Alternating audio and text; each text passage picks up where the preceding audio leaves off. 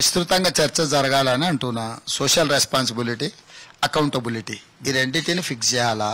ఎవరికి వాళ్ళు పెట్టేటోడు స్వేచ్ఛ అనుకుంటాడు. ఇతరులు మమ్మల్ని అవమానిస్తున్నారు, అభ్యంతకరంగా మాట్లాడుతున్నారని మనం అనుకుంటున్నాము. ఇది ఒక కొత్త వరవడి. దీని మీద చర్చ జరగాలి. ఎవరైనా కూడా బాధ్యతను విస్మరించో బాధ్యతారహితంగానో మాట్లాడడం కానీ లేకపోతే అట్లాంటి పెట్టడం కానీ మంచిది కాదు.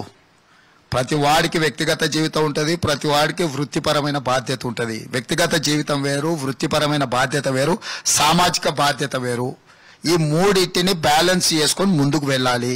అది మీడియాకైనా, సోషల్ మీడియాకైనా, ప్రింట్ మీడియాకైనా, యాజ్ ఎ ఇండివిజువల్స్ అయినా, యాజ్ ఎ ఎలక్టెడ్ రిప్రజెంటేటివ్ ప్రజాప్రతినిధులం, ప్రభుత్వంలో ఉన్న పెద్దలమైనా మన అందరము ఈ సమాజాన్ని దృష్టిలో పెట్టుకొని సమాజం యొక్క ఆమోదం మేరకు పనిచేయాలి తప్ప సమాజమే అసహించుకునే విధంగా వ్యవహరించడం అనేది దీర్ఘకాలికంగా ఎలాంటి ప్రయోజనం ఉండదు.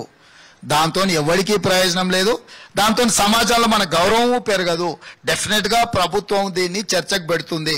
ఇది జాతీయ స్థాయిలో తీసుకోవాల్సిన నిర్ణయం. ఎందుకు అని అంటే ఎక్కడి నుంచి అయినా జాతీయమే కాదు, అంతర్జాతీయ స్థాయిలో కూడా వేరే దేశంలో ఉండే కూడా గాలి మాటలు మాట్లాడి, హౌల మాటలు మాట్లాడి పోస్ట్ చేసేటోళ్ళు ఉంటారు.